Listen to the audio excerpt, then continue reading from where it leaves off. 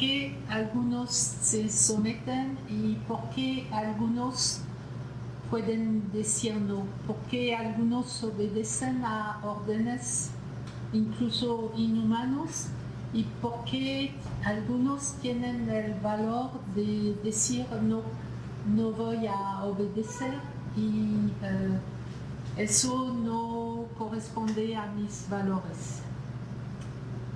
Espero que puedan ser indulgentes sobre mi pésimo español, pero voy a intentar las cosas. Entonces voy a abordar este tema con dos experimentos para medir bien de qué se trata. El primer experimento es de Salomon Asch y se presentaba como un experimento sobre la percepción, pero en realidad Salomon Asch buscaba medir la capacidad de conformismo de los participantes. Era un experimento bastante sencillo.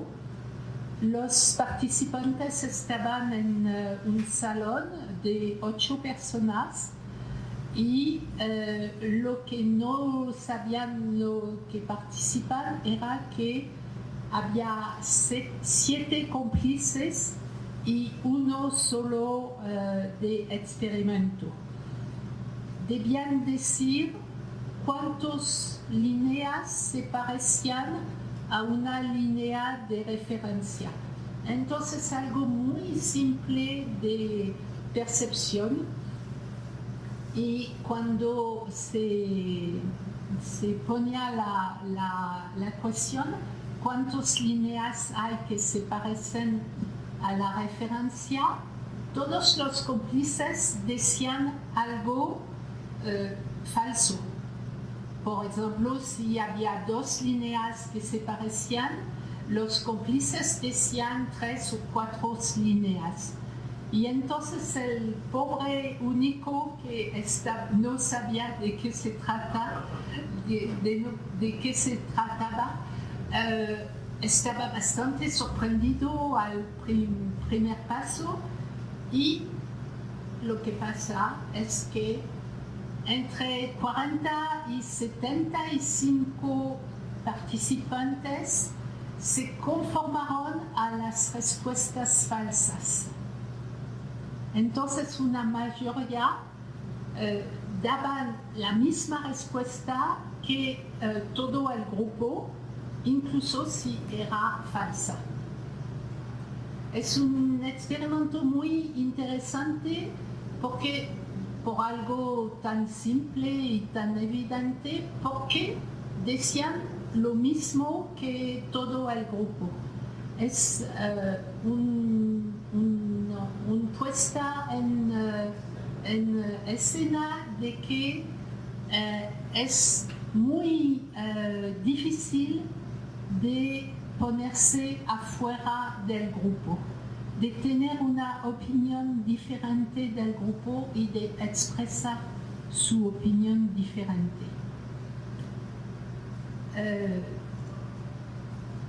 Es el sentimiento de pertenencia al grupo es algo que es muy humano. Es difícil de ser diferente. Eso se llama tener la normalidad, ser como la normalidad. El segundo experimento es el experimento de Milgram, de Stanley Milgram, que es un experimento muy famoso que tuvo lugar en el año 1961. Este año es el año del proceso de Adolf Eichmann en Jerusalén y de todas las interrogaciones sobre ¿Por qué los alemanes obedecieron al régimen nazi? Porque hicieron cosas increíbles y era el año en que Hannah Arendt siguió el proceso de Eichmann y habló sobre la banalidad del mal y cosas así. El experimento era lo mismo, era un experimento sobre los efectos del castigo sobre la memoria, pero eso era falso. Milgram buscaba poner en evidencia hasta cuánto un hombre puede hacer mal, puede dar golpe a otro obedeciendo a un orden. Pero los participantes no lo sabían, por supuesto. El dispositivo era esto.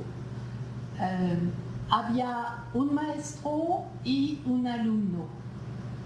El alumno era un cómplice, era un comediante, pero el maestro, que era el sujeto de la experimentación, no sabía que el alumno era un comediante. Y el alumno estaba en una silla eléctrica, no sé cómo se llaman esos sensores, sí. Y el maestro tenía palancas para darles pequeños golpes eléctricos cuando se equivocaba. Pero pequeños golpes no tanto, porque empezaban a 15 volts y de 15 en 15 hacia 450 volts. Y en el tablero había ligero, moderado, intenso, peligroso y extremo y bueno. El experimento era sobre la memorización de couple de palabras, pasto, verde, coche, rojo, algo muy simple. A cada error del alumno, el maestro debía darle un golpe de 15 volts, pero era acumulado. Entonces el primer golpe era de 15 volts, el segundo de 30, 45, etcétera, etcétera, hasta 450. Primero hay que notar que ningún participante se rehusó a dar golpes eléctricos, ninguno. Y después empezaron y ya les doy el resultado inmediato. 60% de los participantes dieron golpes hasta 450 volts. Y el comediante alumno debía manifestar su incómodo. Entonces debía poner gemidos y después gritos y después suplicar que lo dejaran y así hasta quedarse en silencio. Se podía presumir que era, ¿cómo se dice?, desvaneció o era muerto. Desmayado. Sí, desmayado. Sí. Y Lo interesante es que los maestros no estaban tan confortables con el hecho de escuchar los gritos del alumno y cosas así, pero había un investigador con una bata blanca que decía siguen y siguen, siguen. Y después la experiencia exige que siguen y después es absolutamente indispensable que sigan y el 4 era no tienes elección, debes seguir. Antes del experimento pensaban que quizás 1 o 2% iban a ir hacia el extremo y fueron 60%. Pusieron variable si había 2 o 3 maestros en el mismo tiempo, era más fácil para los maestros de terminar la experimentación. Solo era muy difícil de terminarla, pero si eran varios era más fácil. Entonces,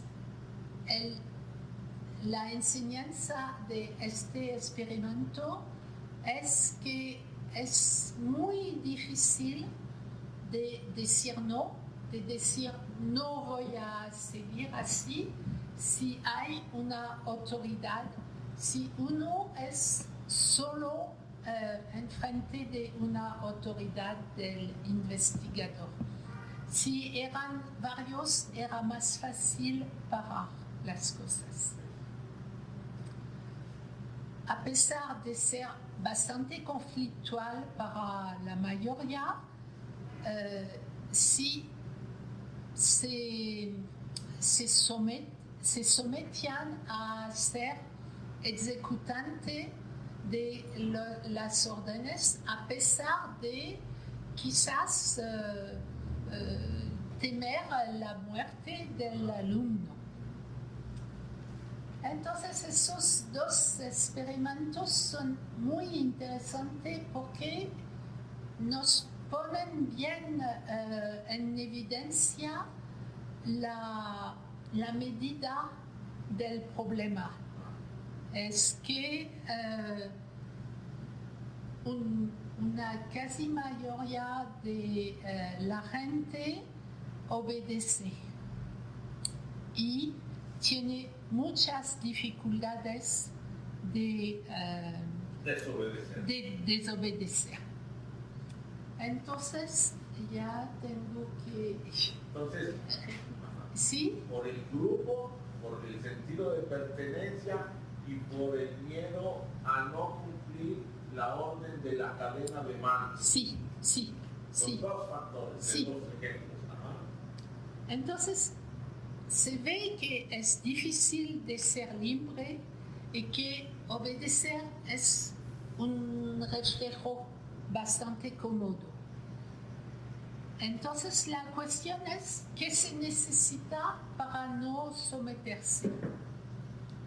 Se necesita confianza en sí mismo para asumir el hecho de no ser como los otros, el hecho de desobedecer. Y se necesita guardar una capacidad de empatía, de altruismo, de justicia. ¿Y de dónde vienen esas capacidades? Pues vienen de la educación. Porque no creo que haya niños buenos por naturaleza o niños malos por naturaleza y tampoco niños libres por naturaleza o obedientes por naturaleza. Creo que viene de la educación y de la interacción entre los padres y los niños. Condicionamiento externo. Condicionamiento externo. Sí, de esas interacciones que empiezan desde el nacimiento. Porque creo que es algo que no tenemos la medida exacta. Porque un recién nacido es una dependencia total. No puede moverse, no puede buscar su comida, depende enteramente de los padres y eso dura varios meses, 2, 3 años más o menos. Y entonces las interacciones ¿cómo decirlo? Capa por capa. Sedimento psicológico. Sí, sedimento. Gracias, sedimento. Es algo que creo que incluso los padres no se dan bien cuenta de la dependencia y del niño y de su capacidad de impregnarse de las suelas de la educación. De construir su propia subjetividad. Sí, sí. Y poco a poco, en lo largo de esos 3 primeros años, hay un desarrollo físico, una capacidad de separarse de la madre y de ponerse como individuo, una individualización. Independiente de la madre. Sí, y un desarrollo mental que le permite tener una conciencia de sí mismo como persona. A lo largo de los meses, el niño se da cuenta de que es una persona diferente de los padres y la primera vez que un niño dice no es muy importante y la primera mentira también. Y cuando en mi consultorio digo a los padres, es genial, el niño ya acaba de mentir, los padres no entienden por qué digo esto, porque todos los padres quieren niños obedientes. Pero es muy importante por el desarrollo del niño de esa conciencia de que es una persona con su mente y esa conciencia. Después, en el desarrollo del niño, hay que aprender a vivir en sociedad, hay que aprender la disciplina, hay que aprender las reglas de vida en grupo. Y la clave está aquí en función del estilo de educación de los padres. Si el estilo educativo es respetuoso del niño, le permite adquirir un sitio en la sociedad con un lugar suyo. Y si el estilo es autoritario, las consecuencias pueden ser bien destructivas.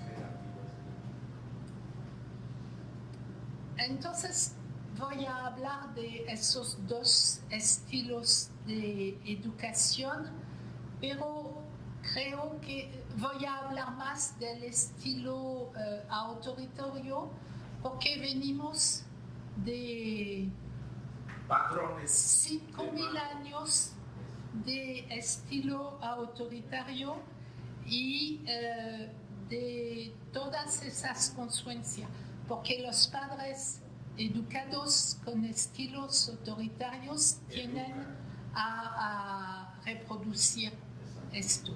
Tienen a reproducir el modelo autoritario. Sí.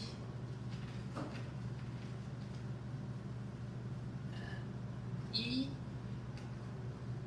la sumisión se aprende, pero el valor de ser libre se aprende también.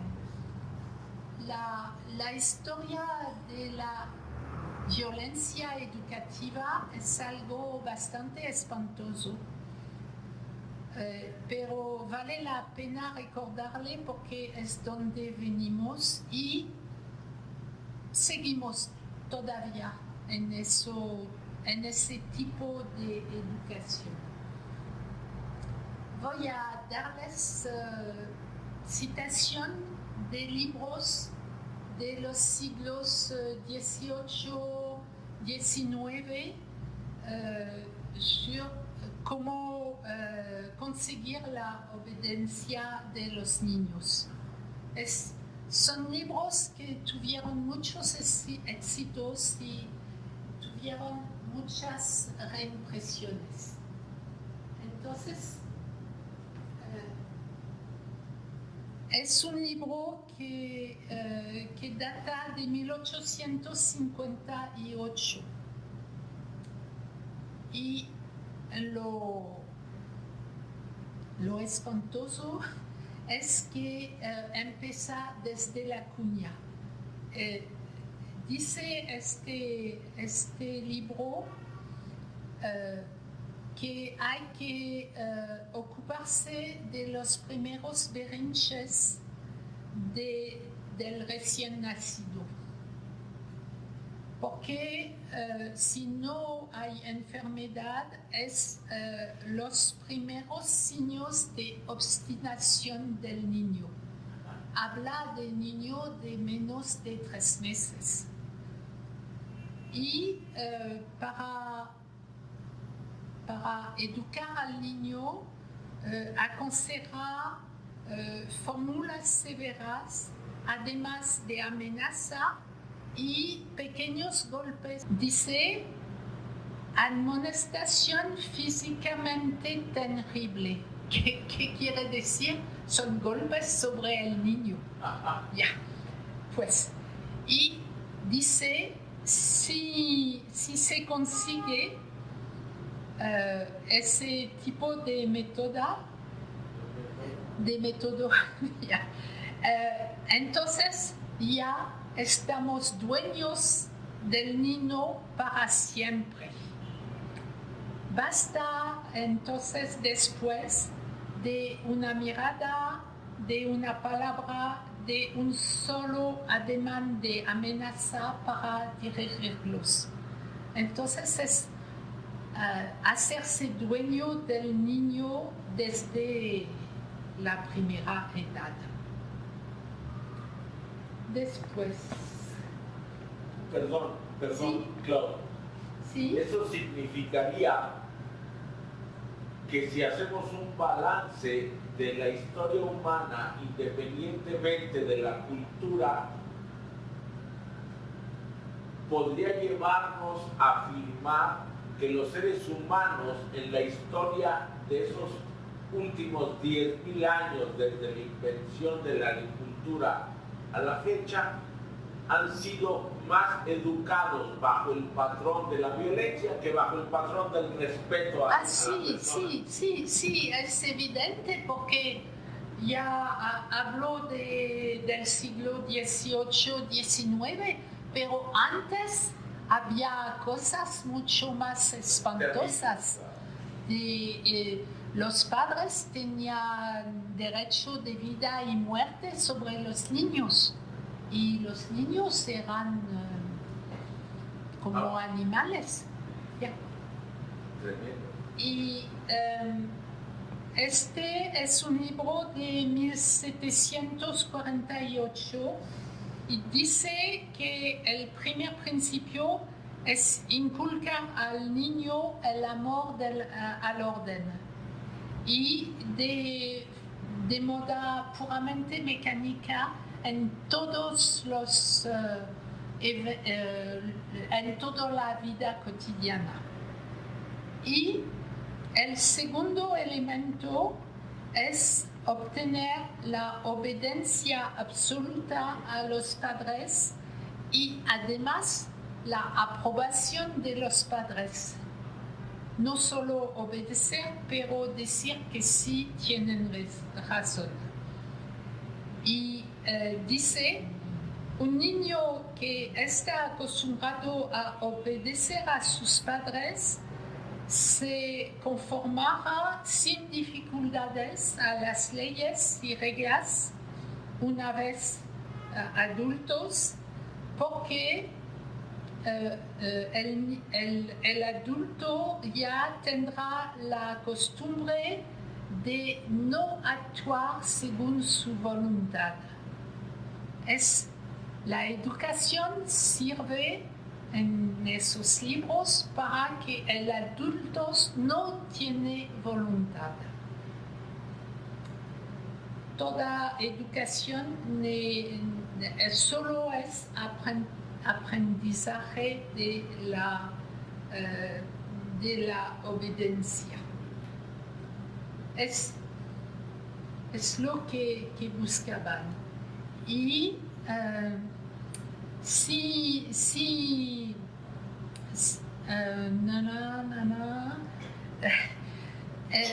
y además hacerlo en los primeros años tiene una ventaja, además de la debilidad del niño, tiene la ventaja que los niños olvidan todo lo que vivieron en sus primeros años. Y entonces no se puede quitarles la voluntad, porque después ni siquiera se acordaron de que tenían una voluntad. Es la supresión total de la voluntad, y que con este olvido no pudiera haber consecuencias nefastas. Él quiere decir que los niños no van a rebelarse en contra de los padres, pero como psicoanalista yo sé que sí hay muchas consecuencias nefastas de esa represión muy temprana. Última citación, hablar de la lucha del padre en contra del niño. Porque este hombre dice que la desobediencia equivale a una declaración de guerra contra el padre. Y entonces dice de golpearlo, golpéalo, hazlo gritar, no, papá, no, ya, es una violencia bastante extrema, y que la meta de esta golpeada es convencer al niño que el padre es el dueño de él. Sí. Y que se necesita una obediencia perfecta para que el niño no tenga el valor de rebelarse de nuevo. Pues esos libros son bien claros. Ahora estamos bastante más hipócritas porque ya no se aconseja cosas así, pero no creo que sea tan diferente. Ahora se dice que es para dar a los niños una buena educación de respeto a los adultos y de respeto a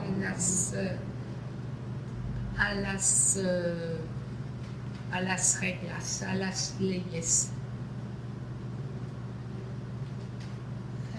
Entonces, las consecuencias de este tipo de educación es una imposibilidad de sentir los sentimientos espontáneos en toda circunstancia de la vida. Ya está arrasada. El enojo hacia los padres que fue prohibido se vuelve odio hacia sí mismo o hacia algunos chivos expiatorios. Y mucha violencia viene de esta derivación de lo que no se ha podido vivir en la infancia y que se desata a la edad adulta como una destructividad tremenda. Un hecho interesante a propósito de Alemania, y el 60% de los terroristas integrantes de la fracción armada roja, la banda Abadaer, en los años 70. ¿Te refieres? Sí. La banda Baden-Meinhof. Sí. El 60% de esos eran hijos de pastores. De pastores luteranos. Sí. Entonces es un hecho, ya no es individual, es sociológico, de el estilo de educación con hipocresía da una destructividad, porque hay rebelión, ya hay insumisión constructivas, pero también hay insumisión destructivas. Y la banda Abadaer era bien destructivas, tomaban inocentes, y etcétera, etcétera. Y una consecuencia importante es que cuando el niño está aplastado y adulto aplastado también, se obedece a los órdenes porque son órdenes. No importa estar de acuerdo o no con los órdenes, se obedece. Y es una de las consecuencias en los nazis. Voy a citar una anécdota para que podamos darnos cuenta de cómo los niños no eran bien respetados.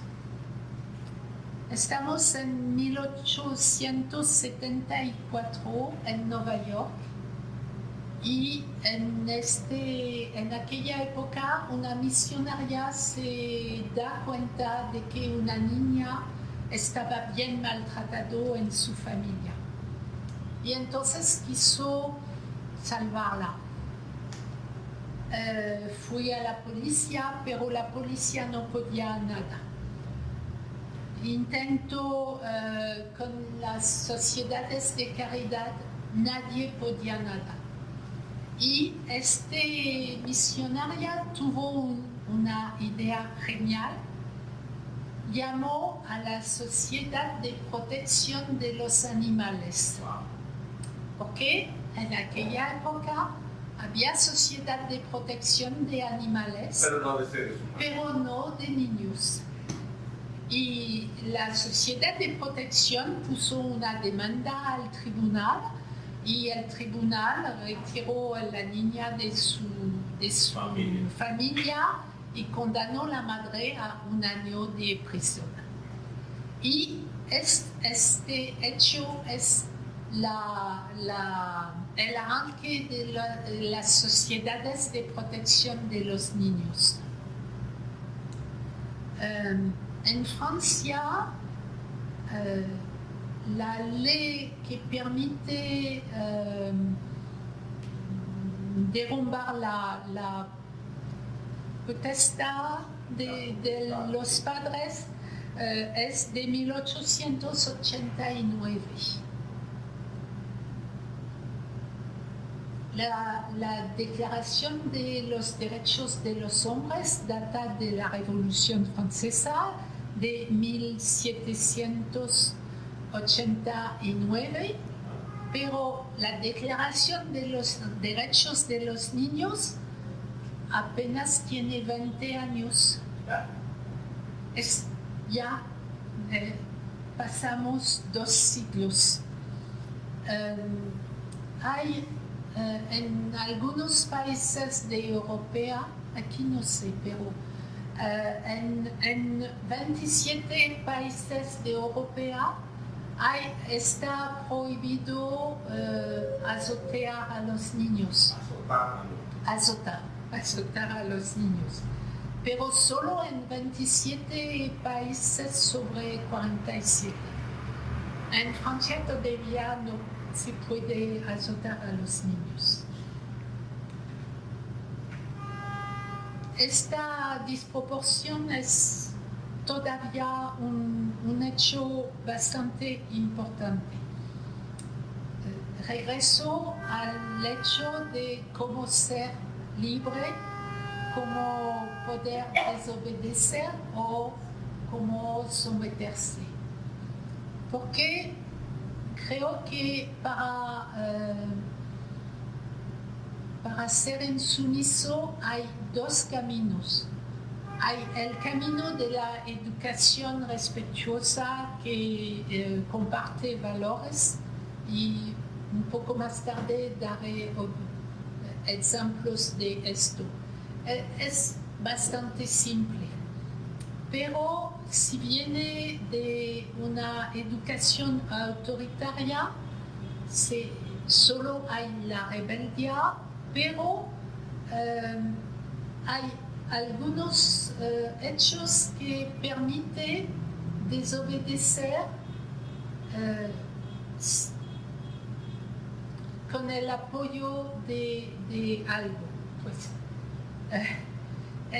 este hecho del apoyo es algo importante porque permite al niño de darse cuenta de que los padres no tienen derecho, no tienes toda la razón.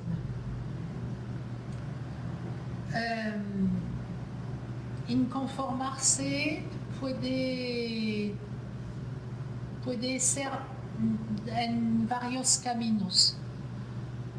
Creo que un primer camino es el camino del artista. El artista se pone diferente y no se conforma. Tenemos un ejemplo de artista que es Kafka. Kafka escribió la letra al padre en esta carta, la carta al padre, perdón. En esta carta hace reproche a su padre sobre cómo el padre lo humillaba de niño.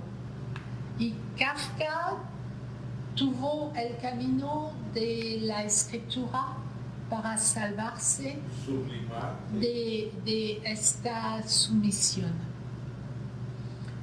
Y pues creo muchos artistas. Hay el camino de la política y vamos a hablar un poco más tarde de esto, pero hay también el camino de la delincuencia. La delincuencia es una forma de inconformarse, puede ser bastante destructiva porque va de la pequeña delincuencia hasta el crimen. Y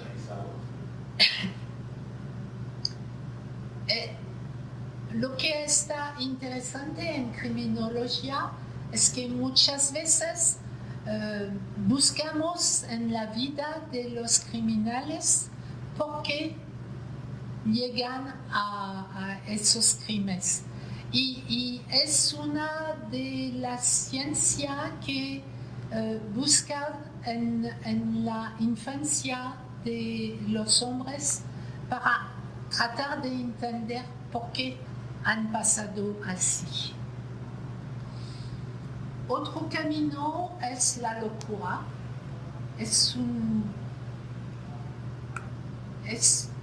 más o menos inconsciente, involuntario, pero es una moda de ponerse diferente en otro.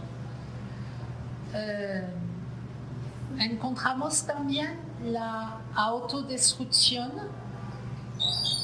Estoy pensando en la drogadicción, que es una manera de fugarse y de no conformarse al precio de la destrucción. Y hay otro que también es bastante destructivo, es volverse dictador. Entonces, identificarse al agresor y volverse agresor a su turno.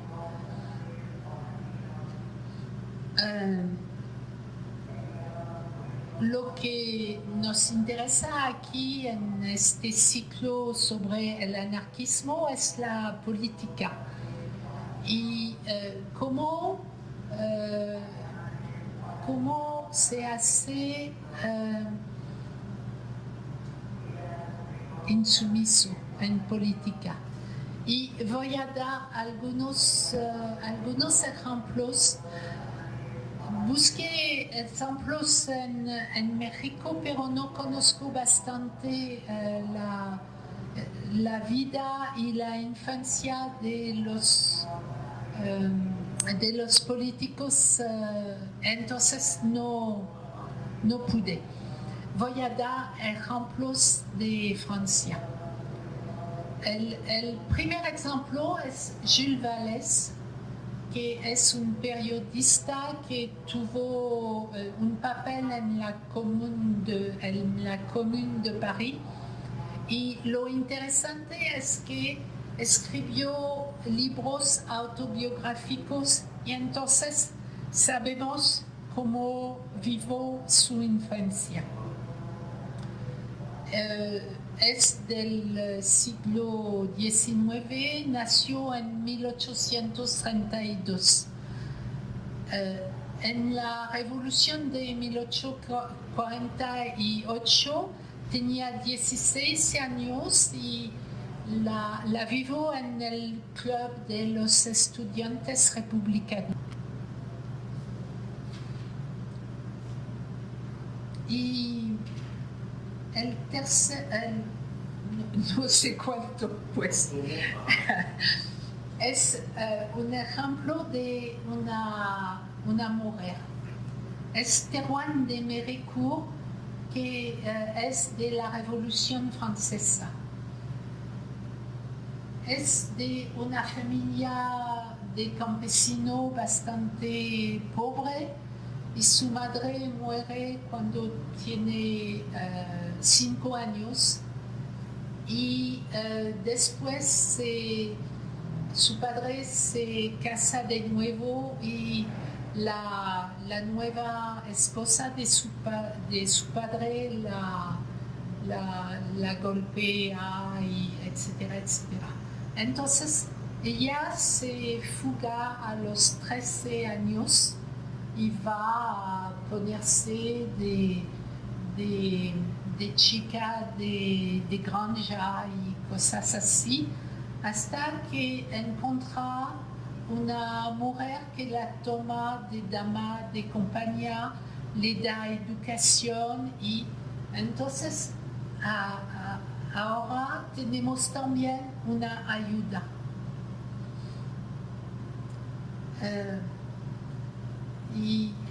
Entonces se educa. Cuando se da cuenta de que hay la convocación de los estados generosos 89, en 1789, va a Versailles para asistir y empieza a buscar organizar a las mujeres para ayudar a la revolución. Se llamaba Amazona y buscaba hacer un equipo de Amazona así. Hay muchos eventos, pero lo importante fue arrestada por autrichianos, sí, pues, pero regresa en París y después intenta moderar, intenta crear que haya juezas femeninas, porque pensaba que las mujeres serían más, no encuentro la palabra, más dulces que los hombres en ese tiempo de terror. Entonces, con esos ejemplos se ve que a pesar de una educación bastante autoritaria y que buscaba aplastar, esos niños y adultos después tuvieron apoyos para tener una esperanza y poder pensar que había una posibilidad de justicia y de cambiar el mundo. Voy a terminar hablando de psicoanálisis, porque es una posibilidad. Lo he visto mucho en mi práctica, de que las mujeres y los hombres